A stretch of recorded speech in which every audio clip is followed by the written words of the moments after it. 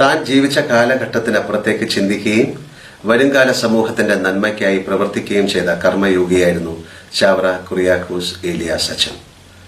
19-ാം നൂറ്റാണ്ടിലെ കേരളം അന്ധവിശ്വാസങ്ങളും അനാചാരങ്ങളും ജാതീയമായ ഉച്ചനീചത്വങ്ങളും നിറഞ്ഞതായിരുന്നു.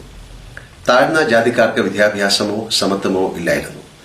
പിന്നീട് വന്ന നൂറ്റാണ്ടിലെ സാമൂഹ്യ പരിഷ്കർത്താക്കൾക്ക് മാർഗദർശനം നൽകുന്ന പരിവർത്തനങ്ങൾ ഏറെയും തുടങ്ങിവച്ചത് ചാവറ അച്ഛനാണെന്ന് ഇന്ന് ചരിത്രം തിരിച്ചറിയുന്നു.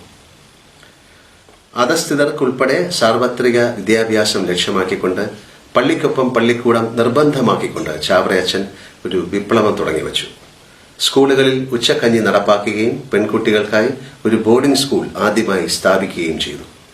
കേരളത്തിലെ ആദ്യത്തെ സംസ്കൃത സ്കൂൾ അദ്ദേഹം മാന്നാനത്ത് സ്ഥാപിച്ചു. അനാഥർക്കും വൃദ്ധർക്കും രോഗികൾക്കുമായി ആദ്യത്തെ അഗതി മന്ദിരം തന്റെ ജന്മനാടായ കൈനകരിയിൽ അദ്ദേഹം സ്ഥാപിച്ചു. ഭാരതത്തിലെ ആദ്യത്തെ ക്രൈസ്തവ സന്യാസ സഭ കർമ്മലേറ്റ് ഓഫ് മേരി ഇമാക്കുലേറ്റ് എന്ന CMI സഭ 1831 ചാവറയച്ചൻ സ്ഥാപിച്ചു. ഇന്നത് ലോകമെമ്പാടും പ്രവർത്തിക്കുന്ന ഒരു മഹാപ്രസ്ഥാനമാണ്. മലയാള ഭാഷയ്ക്ക് ചാവറയച്ചൻ നൽകിയ സംഭാവനകൾ വളരെ വലുതാണ്. പല സാഹിത്യശാഖകൾക്കും തുടക്കമായി തീർന്നവയാണ് അദ്ദേഹത്തിന്റെ കൃതികൾ.